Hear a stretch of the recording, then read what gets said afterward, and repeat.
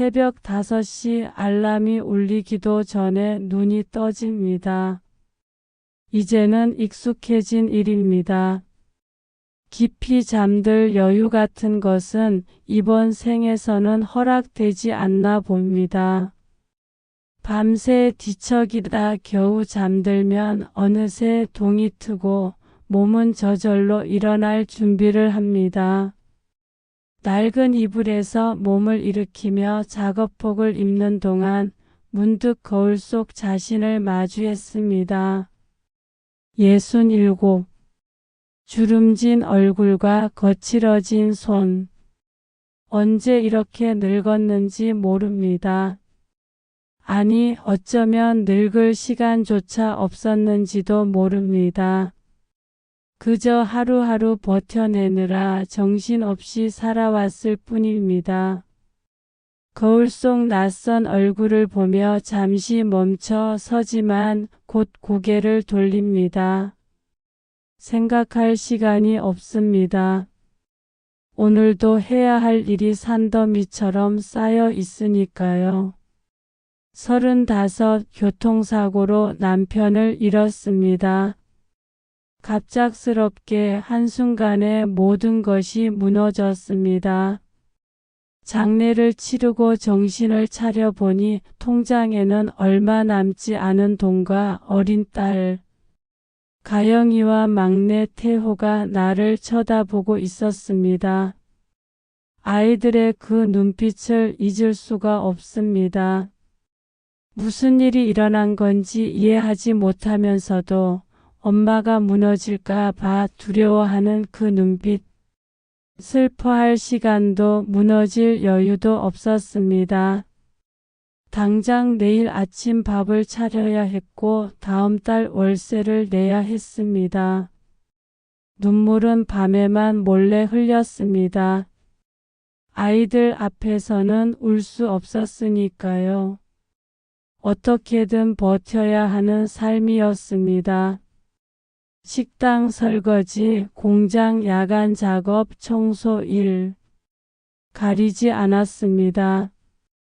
아이들을 위해서라면 부끄러운 짐만 빼고는 손잡히는 일이라면 무엇이든 했습니다.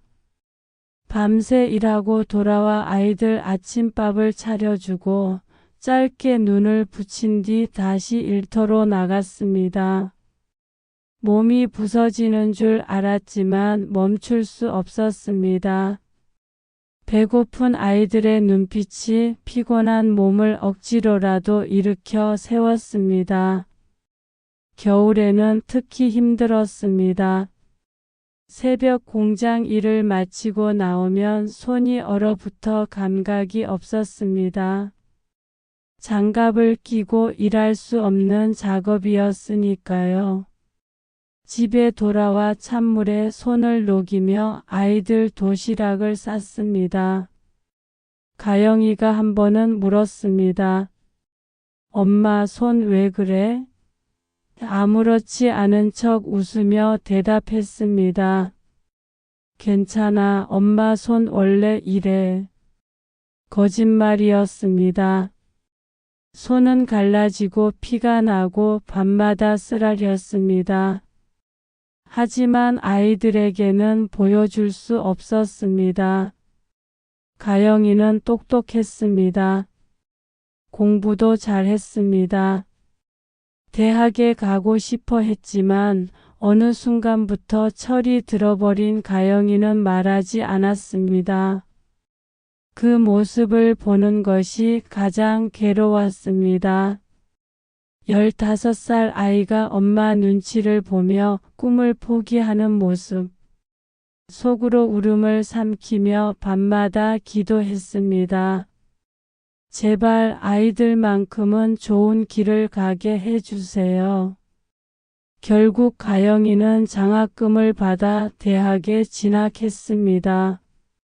하지만 등록금과 생활비를 벌기 위해 온갖 아르바이트를 전전했습니다.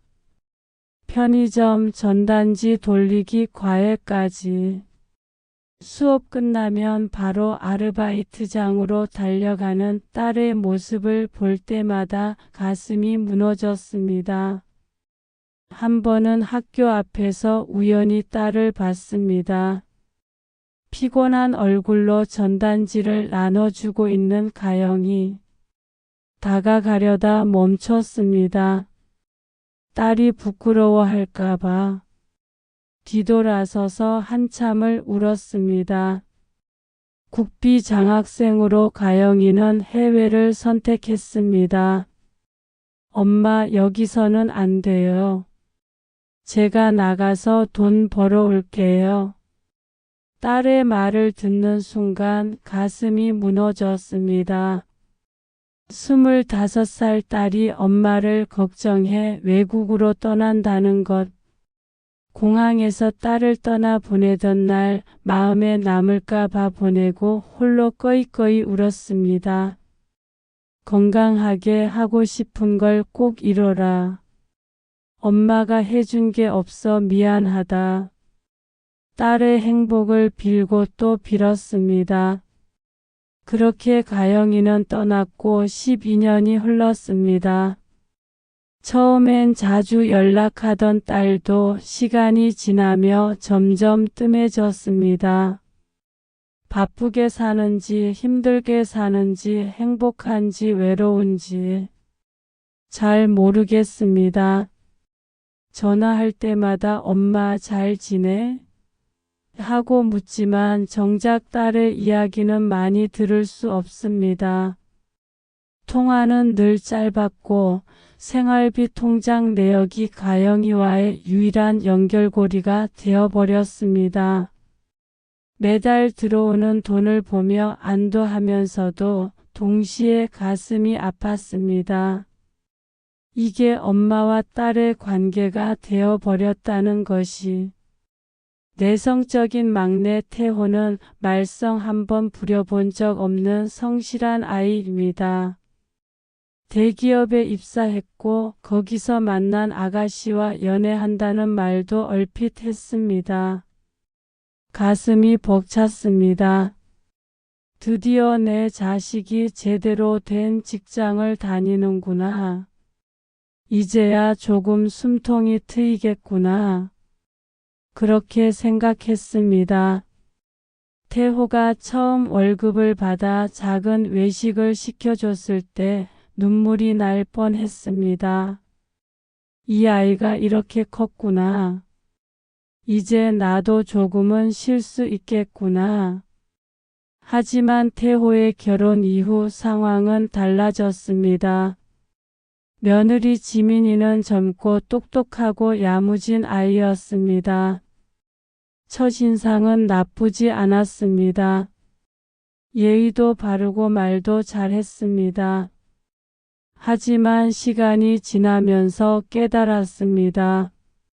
며느리는 나를 시어머니로 대하지 않았습니다. 아들은 매번 똑같은 말을 합니다. 엄마 미안해, 모셔야 하는데 나도 지민이도 사는 게 힘드네요. 조금만 기다려줘요. 나이 이제 압니다.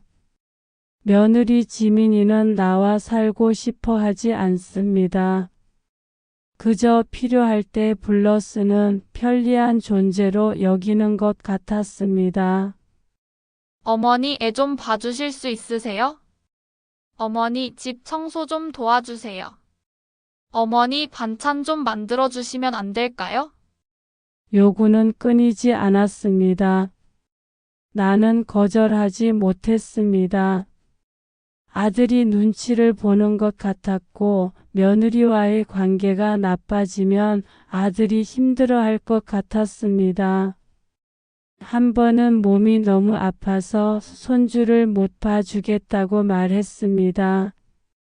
며느리는 네 하고 전화를 끊었지만 다음 날 태호에게서 연락이 왔습니다. 엄마, 지민이가 힘들어해. 조금만 도와줘.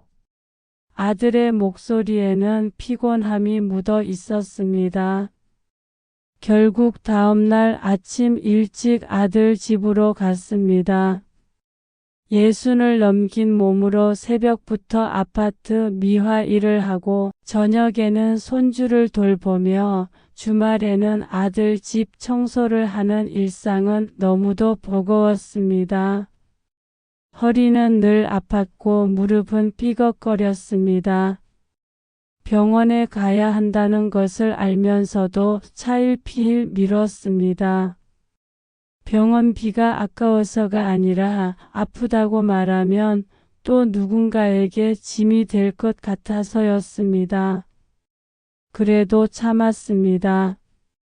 경제적으로 도움 줄 수 없는 엄이라도 이렇게 해줄 수 있는 게 어디냐며 스스로를 달랬습니다. 손주는 예뻤습니다. 그래도 아이를 볼 때면 힘이 났습니다. 하지만 동시에 슬펐습니다. 이 아이를 보며 드는 생각은 기쁨만이 아니었습니다. 나는 내 아이들에게 이만큼 해줬을까? 가영이와 태호를 키울 때 나는 늘 일하느라 바빴습니다. 손주에게 해주는 것의 절반도 못 해줬던 것 같습니다. 그 미안함이 가슴 한구석에 늘 남아 있습니다. 가끔 밤에 혼자 누워 있을 때면 묻곤 했습니다. 내 인생은 무엇이었을까? 자식들을 위해 모든 것을 바쳤는데 남은 것은 무엇일까? 딸은 멀리 있고 아들은 며느리 편이고 나는 여전히 생계를 위해 하루하루를 버텨내고 있습니다. 언제까지 이렇게 살아야 할까? 언제쯤이면 쉴 수 있을까? 대답은 없습니다. 그래도 다들 살아가는 거지. 스스로를 위로하며 하루를 시작했습니다. 하지만 쌓여만 가는 피로와 허탈감은 그 누구에게도 말할 수 없었습니다. 누가 들어주겠습니까? 모두 자기 삶에 바쁘니까요. 가영이에게 말하면 걱정할 것이고 태호에게 말하면 부담스러워할 것입니다. 그래서 그냥 삼킵니다. 혼자 끙끙 앓으며 버팁니다. 요즘은 문득문득 생각합니다. 나를 위한 삶은 언제쯤 시작될까? 아니, 시작되기나 할까? 67이면 이제 많이 살았습니다. 하지만 아직도 하루하루가 전쟁 같습니다. 쉬고 싶습니다. 정말로 그냥 쉬고 싶습니다. 아무것도 하지 않고 아무 걱정 없이 그저 가만히 있고 싶습니다. 하지만 아침은 또 옵니다. 알람이 울리기 전에 눈이 떠지고 나는 또 일어나 작업복을 입습니다. 오늘도 버텨야 합니다. 내일도 모레도. 이것이 내 삶입니다. 누군가에게는 비참해 보일 수도 있지만 나는 그저 살아냅니다. 그게 엄마니까요. 그게 내가 할 수 있는 전부니까요. 거울 속 주름진 얼굴을 다시 한번 봅니다. 낯설지만 이제는 받아들입니다. 이것이 나입니다. 평생 남을 위해 살아온 사람. 이제야 조금씩 인정하게 됩니다. 내 인생도 의미가 있었다고. 비록 나를 위한 시간은 없었지만 누군가를 살린 시간이었다고. 그렇게 믿으며 오늘도 문을 나섭니다. 새벽 공기는 여전히 차갑습니다. 그날은 유난히 몸이 무거운 날이었습니다. 집 앞 슈퍼마켓에서 장을 보고 돌아오는 길이었죠. 무거운 장바구니를 들고 계단을 오르는데 허리가 또다시 욱신거렸습니다. 최근 몇 달 사이 통증이 점점 심해지고 있었지만 병원에 갈 여유는 없었습니다. 아니, 정확히는 갈 시간이 없었습니다. 병원에 가려면 일을 쉬어야 하고 일을 쉬면 그날 일당이 없어지니까요. 계단 중간쯤에서 잠시 멈춰 섰습니다. 숨이 차올랐습니다. 예전에는 이 정도 계단쯤이야 아무렇지도 않았는데 이제는 한 번에 오르기가 버거웠습니다. 손잡이를 잡고 한숨을 돌리는데 아래층에서 올라오는 젊은 사람이 스쳐 지나갔습니다. 가볍게 아무렇지도 않게.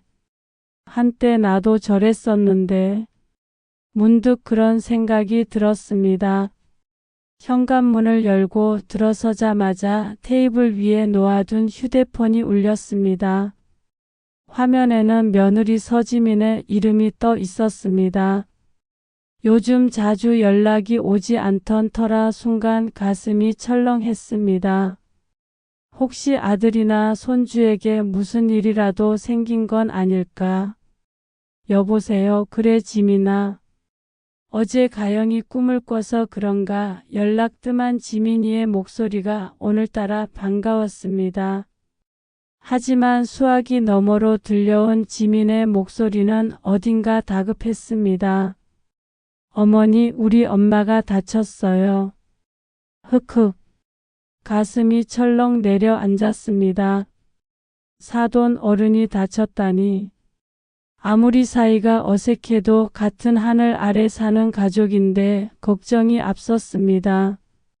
어머, 큰일 났구나. 많이 다치셨어? 괜찮으신 거지? 네. 집에서 넘어지셔서 팔을 크게 다치셨어요. 지금 수술은 끝났는데 입원하셔야 해요. 최소 2주는 병원에 계셔야 한대요.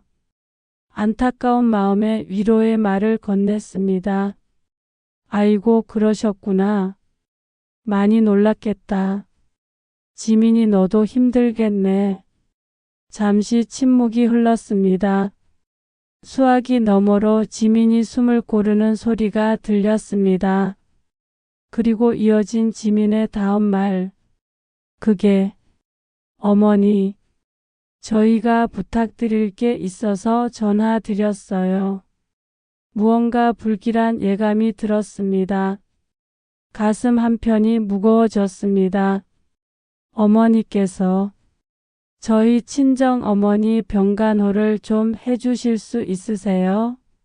말문이 막혔습니다. 손에 들고 있던 장바구니가 갑자기 더 무겁게 느껴졌습니다. 귀를 의심했습니다. 방금 뭐라고 했나? 병간호를? 나보고? 저희 부부가 둘 다 일을 해야 하잖아요. 그리고 아기도 아직 돌도 안 됐고. 어머니는 4시에는 끝나시니까 시간 괜찮으시잖아요. 시간이 된다고?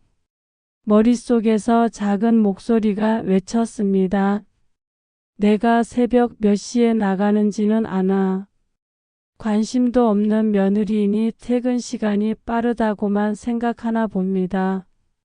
4시에 끝난다고 해서 시간이 남는 게 아닙니다. 집에 와서 쉬어야 하고 저녁 준비도 해야 하고 무너져가는 몸을 추스러야 합니다. 하지만 그 말은 입 밖으로 나오지 않았습니다. 반평생 내 주장을 해본 적이 없는 팔푼이가 어린 며느리에게 무슨 말을 하겠습니까? 아들이 눈치 볼까봐, 집안이 불편해질까봐 늘 그렇게 삼켜왔습니다. 오늘도 마찬가지였습니다. 한숨이 나왔습니다. 깊고 긴 한숨이었습니다. 지민아, 2주면 되는 거지? 네, 어머니. 정말 감사합니다. 목표를 달성했다는 듯이 아무 미련 없이 전화를 끊는 며느리. 뚝 하는 소리와 함께 수화기에서 신호음만 들렸습니다. 감사하다는 말은 했지만 진심인지 형식인지 알 수 없었습니다. 온몸에 힘이 빠졌습니다. 전화기를 내려놓고 소파에 털썩 주저앉았습니다. 창밖을 바라봤습니다.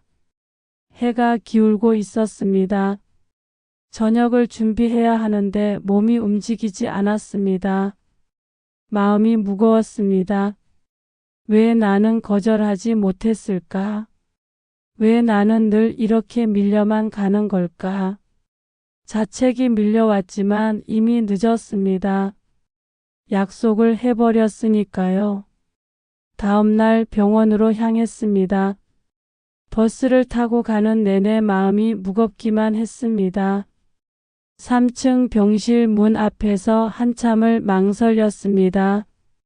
문 너머로 사람들의 목소리가 들렸습니다. 심호흡을 하고 문을 열었습니다. 냉랭한 공기가 저를 맞이했습니다. 침대에는 팔에 깁스를 한 채 누워 계신 지민의 어머니가 있었고 그 옆에는 지민의 아버지와 오빠, 언니가 둘러앉아 있었습니다. 병실 안 분위기가 심상치 않았습니다. 무언가 저에 대해 이야기하던 중이었던 것 같았습니다. 엄마, 시어머니 오셨다. 친하게 지내세요. 지민이 철없게 소개해서 그런지 더 어색해졌습니다. 친정 식구들의 반응은 차가웠습니다. 간단한 목례가 다입니다. 아, 네. 이제야 오셨네요. 지민의 오빠가 시계를 보며 말했습니다. 마치 늦게 온 것처럼. 약속한 시간보다 10분이나 일찍 왔는데도 바쁘신가 봐요. 뭐? 지민의 언니도 한마디 거들었습니다. 비꼬는 듯한 말투였습니다. 한쪽 구석에 서 있는 아들 태호를 봤습니다. 기가 죽은 것인지 고개만 푹 숙인 채 눈을 마주치지 않았습니다. 무슨 일이 있었나 어미가 이런 대우를 받는데 말 한마디 못하는 아들 모습 보고 있자니 마음이 미어집니다. 저 아이도 힘들겠구나. 며느리 친정과 친어머니 사이에서 얼마나 눈치가 보일까. 사돈을 보자니 짠했습니다. 아픈 사람이 편하게 쉬어야 하는데 이렇게 낯선 사람이 간호하게 되니 사돈도 불편하실 겁니다. 이왕 이렇게 된 거 잘 지내보려고 마음을 다잡았습니다. 많이 놀라셨겠어요. 제가 정성껏 돌봐드릴게요. 억지로라도 밝게 말했습니다. 하지만 돌아온 건 짧은 대답뿐이었습니다. 그래요. 잘 부탁해요. 사흘째 되는 날 저녁이었습니다. 일을 마치고 집에 들러 정성스럽게 죽을 끓였습니다. 야채죽에 닭고기를 넣고 오래 끓여 부드럽게 만들었습니다. 환자에게 좋을 거라는 생각에 정성을 다했습니다. 보온병에 담아 병원으로 향했습니다. 드셔보세요. 입맛에 맞으실지 모르겠네요. 조심스럽게 말했습니다. 하지만 지민의 어머니는 한 숟가락 떠먹더니 얼굴을 찌푸렸습니다. 이게 무슨 맛이에요? 짜기만 하고. 지만아, 건강식은 전복죽 아니니?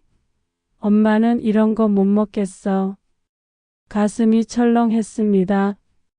짜다고?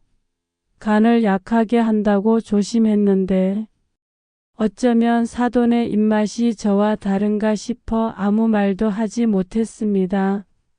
한편으론 속에서 부하가 치밀어 오릅니다. 이렇게 어린애 같을까 싶어서 화가 나서 얼굴이 빨개집니다. 사부인, 말씀이 심하십니다. 앞에 이렇게 무안을 주시다니요. 어머님, 우리 엄마 너무 솔직해서 그래요. 그냥 넘기세요. 며느리 말이 더 기가 막힙니다. 죽그릇 가지고 병실을 나왔습니다. 복도에 나와서야 눈물이 핑 돌았습니다. 정성껏 만들었는데, 아침 일찍 일어나 시간을 쪼개서 준비했는데, 그 마음은 전해지지 않는 것 같았습니다. 일주일이 지났습니다. 매일 병실과 집을 오가며 지쳐갔습니다. 새벽에 일어나 미화 일을 하고 오후에 병원에 가서 사돈을 돌보고 저녁에는 집에 돌아와 다음날 준비를 했습니다. 제대로 된 식사를 할 시간도 없었고 잠은 하루에 서너 시간이 고작이었습니다. 몸도 마음도 한계에 다다르고 있었습니다. 허리는 더 악화됐습니다. 아침에 일어날 때마다 삐걱거렸고 걸을 때마다 통증이 왔습니다. 진통제를 먹으며 버텼지만 약발도 점점 듣지 않았습니다. 그날 오후 병실에서 있었던 일은 저를 완전히 무너뜨렸습니다. 며느리 서지민이 병실에 들어왔습니다. 하지만 어머니를 위로하는 대신 소파에 편하게 앉더니 저를 쳐다보며 말했습니다. 어머니, 엄마가 불편해 하시는데 좀 더 신경 써주세요. 음식도 입맛에 안 맞는다고 하시고 병실 정리도 제대로 안 돼 있고 귀를 의심했습니다. 일주일 내내 정성껏 돌봤는데 돌아오는 건 이런 말이었습니다. 뭐라고? 저도 바쁜데 이렇게 오잖아요. 친정엄마 병간호 신경 써서 해주셔야죠. 사돈은 원래 어려운 것거 아니에요. 도와주신다고 하셨으면 책임감을 가져주세요. 그 순간 뭔가가 무너지는 소리가 들렸습니다. 가슴속 깊은 곳에서 무언가가 와르르 무너져 내렸습니다. 입술이 벌벌 떨렸습니다. 목구멍에서 말이 나오지 않았습니다. 지민아. 겨우 한마디를 꺼냈을 때였습니다. 병실 문이 열리며 낯선 발걸음 소리가 들렸습니다. 경쾌한 구두 소리. 이 시간에 누가 오는 걸까? 엄마? 고개를 돌렸을 때 그곳에는 12년 만에 돌아온 딸 윤가영이 서 있었습니다. 시간이 멈춘 것 같았습니다. 딸의 얼굴을, 그 목소리를 믿을 수가 없었습니다. 꿈인가 싶어 눈을 깜빡였지만 가영이는 여전히 거기 서 있었습니다. 캐리어를 끌고 약간 지친 얼굴로. 하지만 제 눈에는 그 어느 때보다 아름답게 보였습니다. 가영아. 입에서 새어나온 이름. 목소리가 떨렸습니다. 눈물이 주르륵 흘러내렸습니다. 참으려 해도 멈출 수가 없었습니다. 가영이가 빠르게 다가왔습니다. 그리고 저를 꼭 안아주었습니다. 엄마, 왜 이렇게 말랐어? 밥은 먹고 다녀? 딸의 품에 안겨 엉엉 울었습니다. 참아왔던 모든 것이 한꺼번에 쏟아져 나왔습니다. 사무치게 보고 싶었던 내 딸, 연락 없어 생사가 걱정됐던 내 딸, 일주일간의 고됨, 며느리의 차가운 말, 쌓여온 외로움, 모든 것이 울음소리에 묻혔습니다. 병실이 갑자기 조용해졌습니다.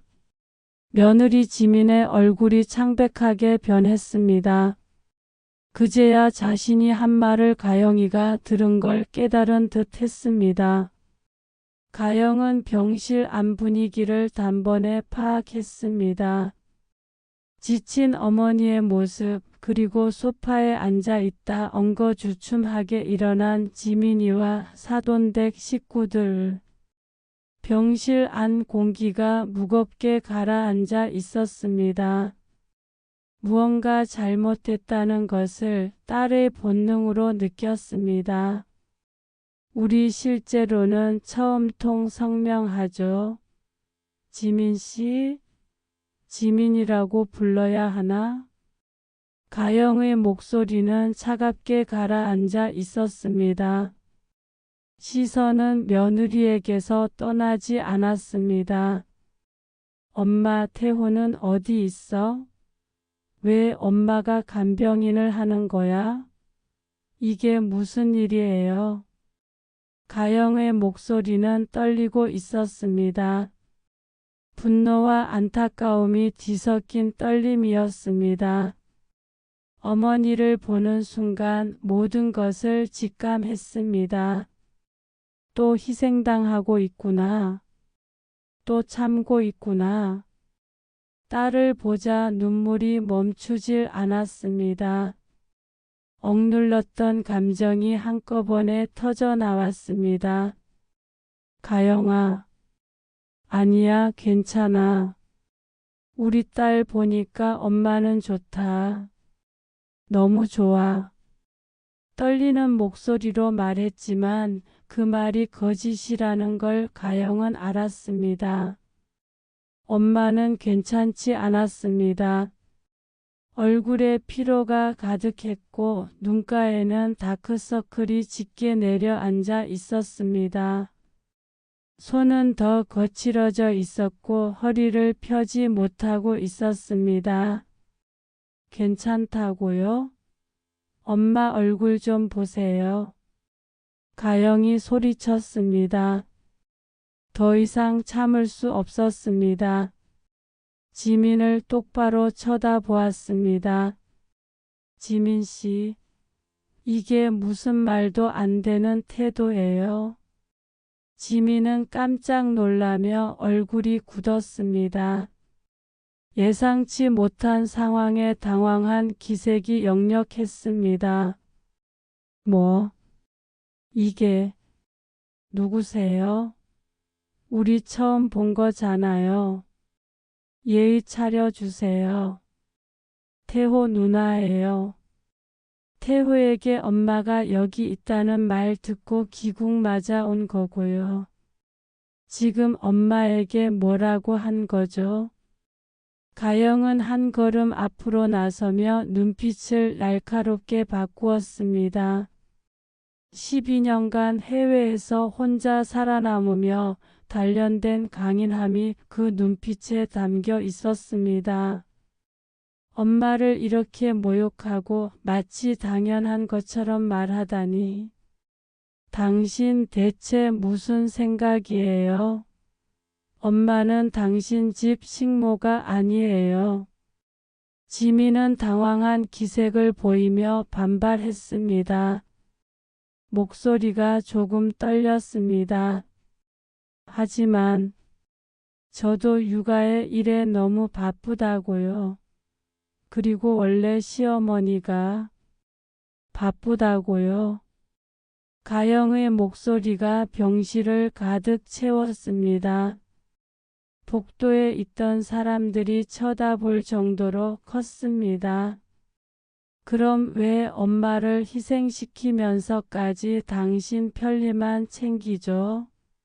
친정어머니는 본인이 더 신경 써야 하는 거 아닌가요?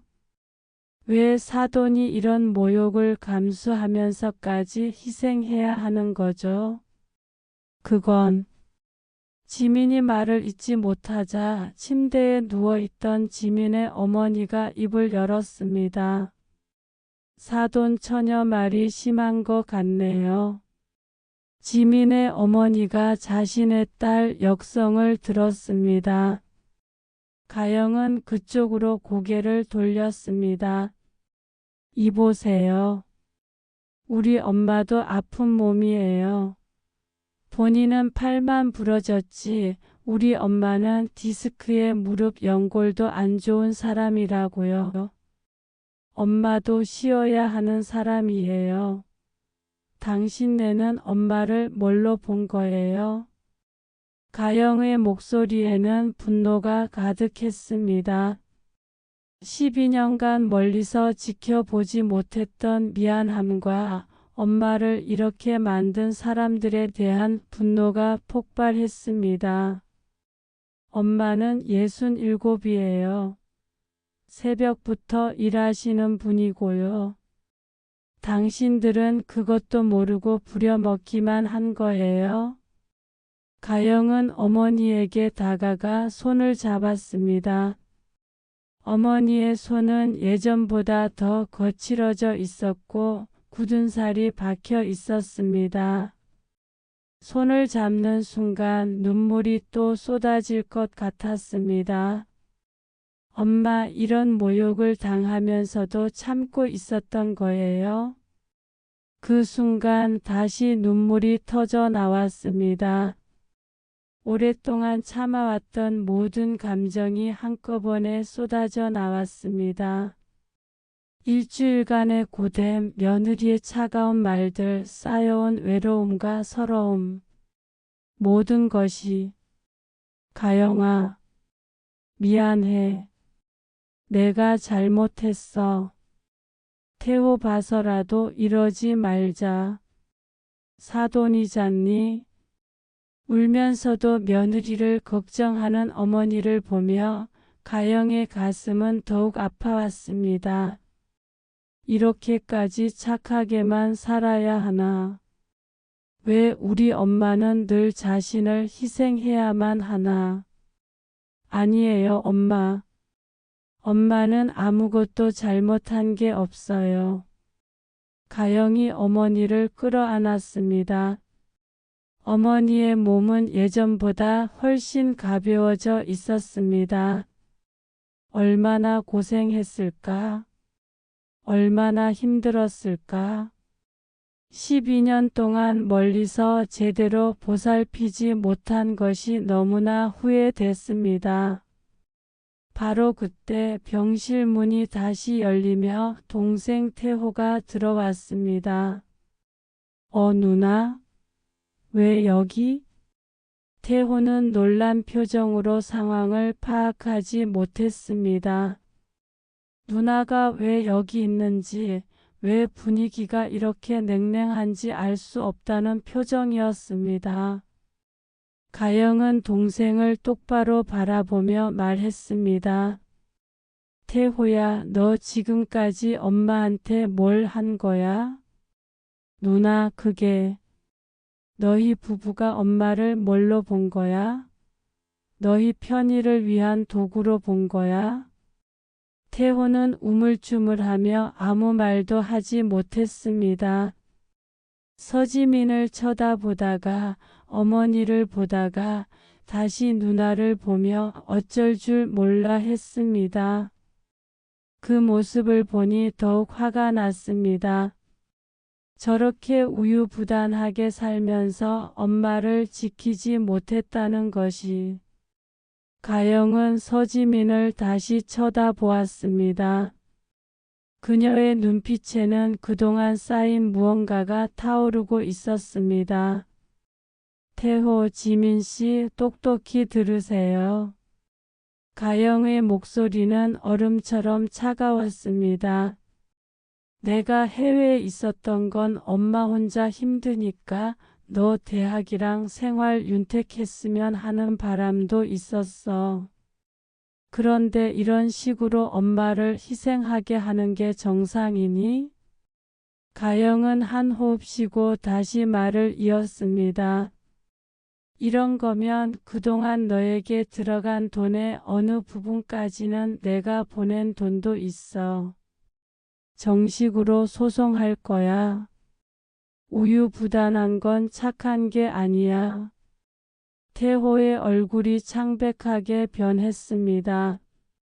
누나의 말이 농담이 아니라는 것을 깨달은 것 같았습니다. 가영은 이어서 지민을 향해 말했습니다. 그리고 지민씨, 당신이 육아가 힘들고 일이 바쁜 건 당신 문제예요. 그건 우리 엄마가 해결해 줄 문제가 아니에요. 친정어머니 간병은 당신이 책임져야 할 일이에요. 간병인을 쓰든 당신이 직접 하든 그건 당신이 결정할 일이지 우리 엄마를 희생시킬 일이 아니에요. 하지만 가족이잖아요. 지민이 작은 목소리로 말했습니다. 하지만 그 목소리에는 확신이 없었습니다. 가족? 가영이 비웃듯 말했습니다. 가족이라면서 왜 우리 엄마는 이렇게 대접받아야 하죠? 가족이라면서 왜 엄마의 건강은 생각하지 않죠? 가족이라는 이름으로 착취하는 거 아닌가요? 저는 그런 게 아니라고요? 그럼 뭐죠? 이 정도쯤은 참아야 줘라는 말이 가족한테 할 말인가요? 병실 안은 침묵에 휩싸였습니다. 서지민은 입을 다물고 태호는 고개를 숙였습니다. 지민의 가족들도 아무 말이 없었습니다. 가영은 어머니를 부축하며 일어났습니다. 엄마, 이제 그만 참으세요. 내 힘으로 충분히 도와드릴 수 있어요. 그리고 지민과 태호를 향해 분통을 터뜨리며 마지막 말을 던졌습니다. 너희 미쳤니? 이건 책임이 아니고 착취야. 엄마는 너희 하녀가 아니라고. 가영은 어머니의 짐을 챙겨 들고 어머니를 부축해 병실을 나왔습니다. 뒤에서 태호가 뭐라고 말하는 소리가 들렸지만 돌아보지 않았습니다. 병실을 나와 택시 안에서 딸의 얼굴을 다시 봤습니다. 어른스러워진 내 딸. 정말 내 딸입니다. 12년 만에 만난 딸이 이렇게 의젓하고 강해져 있었습니다. 택시가 출발하고 창밖 풍경이 흘러갔습니다. 한참을 침묵 속에 앉아 있다가 조심스럽게 물었습니다. 가영아, 정말 괜찮은 거니? 이젠 아무 걱정 없이 살게 된 거니? 네, 엄마. 이제 괜찮아요. 가영이 어머니의 손을 꽉 잡으며 말했습니다. 나 미국에서 간호사야. 돈 많이 벌어. 내가 이제 모실게. 같이 살아요. 눈물이 또 쏟아졌습니다. 이번엔 기쁨의 눈물이었습니다. 나 만나는 사람도 있는데 의사야. 엄마만 좋다면 같이 살고 싶다고 했어. 좋은 사람이야, 엄마. 그래. 말을 잇지 못하고 울기만 했습니다. 딸이 이렇게 잘 살고 있다니. 이렇게 든든하게 컸다니. 엄마, 내가 잘못했어요. 그동안 연락도 안 하고. 엄마 혼자 이렇게 힘들게 하고. 아니야, 가영아. 넌 내 인생을 살아야지. 아니에요, 엄마. 이제 내가 모실게요. 제대로요. 가영의 눈에도 눈물이 고였습니다. 엄마 좋아하는 꽃도 심고 텃밭도 가꾸고 하고 싶어 하던 한글 공부도 하자.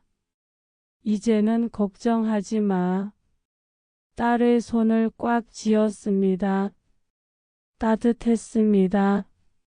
살아있음을 느낄 수 있었습니다. 그리고 오래도록 묵혀온 억눌린 감정을 털어내며 마음속 깊이 안도의 숨을 내쉬었습니다. 택시는 계속 달렸습니다. 어디로 가는지는 중요하지 않았습니다.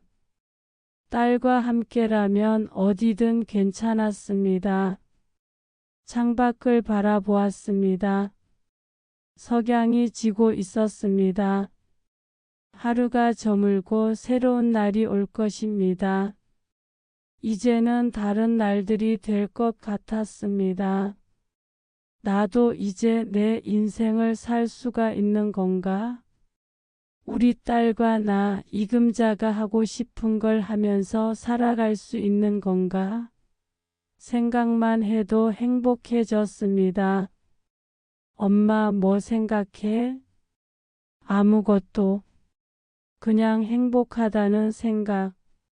엄마. 가영이 어머니를 꼭 안아주었습니다. 택시 안에서 두 모녀는 한참을 그렇게 앉고 있었습니다. 67년을 살아오며 처음으로 진짜 행복이 무엇인지 알 것 같았습니다. 그것은 거창한 것이 아니었습니다. 딸의 따뜻한 손, 든든한 어깨, 그리고 내가 모실게요 라는 한마디. 그것이면 충분했습니다. 이제 앞으로 어떻게 살아갈지 막연했지만 두렵지는 않았습니다. 딸이 옆에 있으니까요. 이제는 기댈 수 있는 사람이 있으니까요. 택시가 멈췄습니다. 가영이 어머니를 부축해 내렸습니다. 저녁 공기가 상쾌했습니다. 모든 것이 새롭게 보였습니다. 엄마, 오늘은 호텔에서 쉬어요. 내일부터 하나하나 준비하면 돼. 그래. 딸의 손을 잡고 호텔로 들어갔습니다. 로비는 환하게 빛나고 있었습니다. 지금까지 살아온 삶과는 다른 세계 같았습니다. 방에 들어가 침대에 누웠습니다. 부드러운 침대였습니다. 몸이 푹 가라앉았습니다. 편안했습니다. 엄마, 내일은 병원 가서 검진 받자. 허리 치료도 받고. 그래. 눈을 감았습니다. 오랜만에 편안한 마음으로 잠들 수 있을 것 같았습니다. 이제 시작입니다. 이금자의 진짜 인생이